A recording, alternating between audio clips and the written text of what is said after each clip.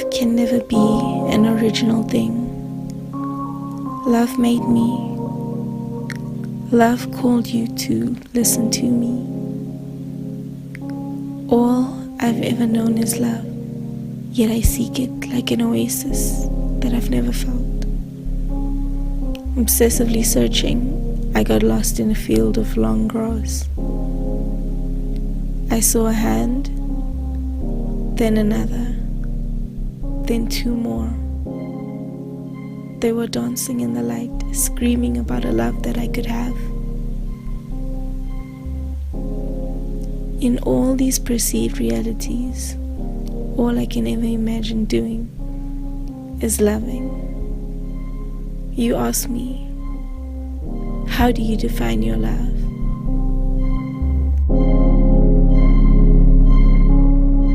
I guess my definition of love is based on the Bible's definition of love, and which is, love is patient, love is kind, it doesn't envy, it doesn't boast, it doesn't hold grudges, it covers a multitude of things. So that's how I define love. How do I define love? I feel like the first thing that I think of when I think of love is trust.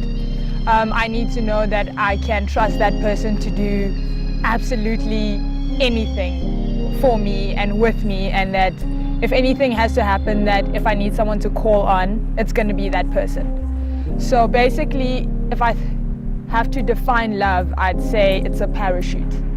I think primarily when we talk about love, we need to realize that it has to be healthy. So whatever you're into, whoever you're into is not really something that should determine who you love. So as long as it's healthy and it's not dysfunctional, then that's love. Love. My definition of love is very fluid, can I say, because for me, love is when someone honors your soul, and in that way, they really speak to your essence. So love for me is a fairy tale. Love for me is respect. Love is just making sure that the person you show love to can feel it completely. Love is action. That's how I feel about love. And attached to love would be patience, would be compromise, would be, but these things must come from the soul. They must come from my soul to your soul to honor your soul. So that's why, and that's how I would, in a nutshell, describe love. My mother taught me about love before I was even born. She whispered it to me daily. It became a prayer. It was always preceded by I and followed by you. It was organic, unquestionably so. I could never doubt this love. Every other love I've known has been less. All these other loves have taken more from me. Sometimes I wonder, could my experience of love be tainted by living? Is your experience of love just like mine?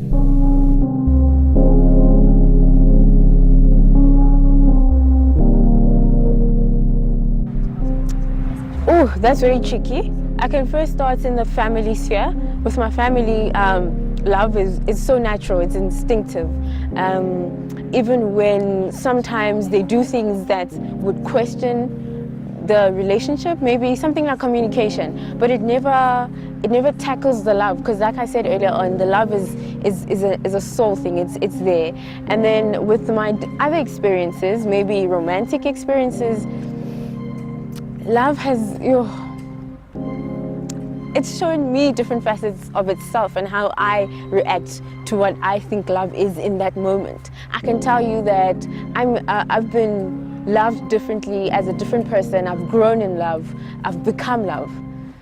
Yeah. If I have to describe love right now, I'd say my best friend, because recently I've just felt so overwhelmed by this person in my life that literally is there at my every beck and call. So, and I've had to deal with like kind of explaining to friends as well that I love this girl. She is literally everything to me right now. If I'm crying, she's there. If I'm laughing, she's there. If I'm doing nonsense, she's there. So that friendship, like that best friend relationship, is something I've never had. So I'm very overwhelmed by the happiness it brings me. It's like I've never felt this type of ecstasy, I want to say, kind of.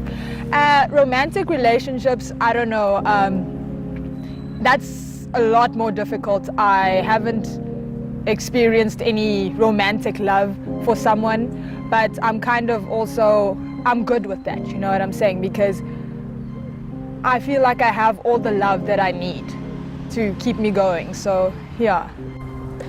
My experiences of love were something that I discovered after a while that it wasn't really love, because love is not supposed to be one-sided, and also love does not need to be dysfunctional. So you don't need to stay in a dysfunctional space because you're under the impression that you love someone, because at the end of the day, I believe that you should love yourself first.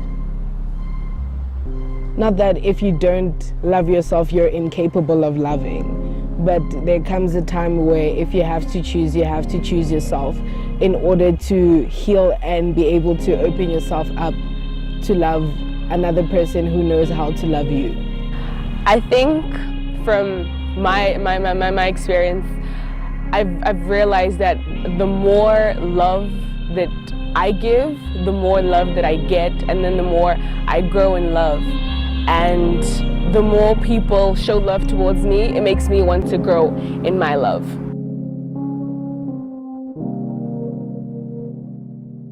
I used to wear love like a heavy fur coat in the winter, a shield.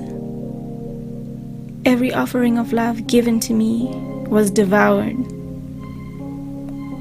I used to be afraid that love would leave me. Then it did. I had to learn to love without selfishness, without expectation, without fear to get it back. And I did.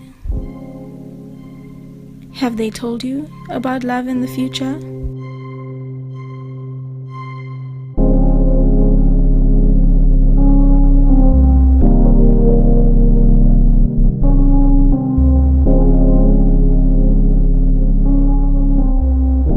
Okay, so basically in an ideal romantic relationship, I feel that I need the freedom to be who I am.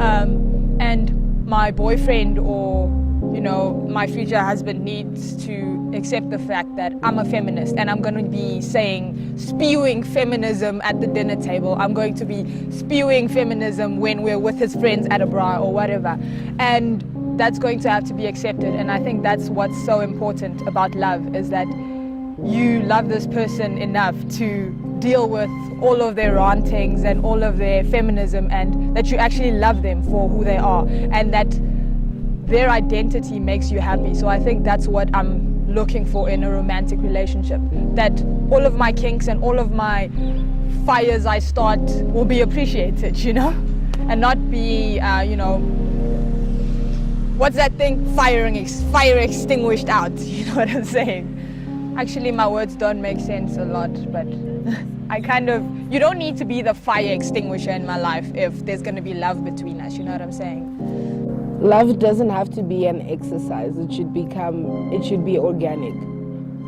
So in the future, I think everyone should just mind their own business and not focus on social constructs and try to overthink what love looks like, what love is represented like in the media, but just do you and be in love with whoever you want to be in love with, not caring what society has to say about it, even if society is in the way of your parents. Yeah. In the future, what I'd hope for is for everyone to love beyond boundaries, love beyond what they've been taught. In the future, I hope that we can love in a way where we search ourselves and be like, but that is what love is for me, and then live in the being. Do you understand? So describe what it is and then live what it is without feeling maybe suffocated, without feeling obliged to live a certain way, because that's how love has been defined. So I want love to be free beyond all definitions. I know this seems a bit dreamy, but I believe in fairy tales, and a fairy tale is anything that you want it to be. And a fairy tale does include disappointment, it includes hurt, but it's what you take of it and it's what you make of it. So I want love to be free, and I don't want love to be something that suffocates people. I think in both circumstances, I'd love to experience love in a very selfless manner, to just see people love because you just want to love somebody. You don't love because you want to get something out of it. You don't love because, you know, there's ulterior motives in it. Just that selfless, that other people first type of love. Yeah.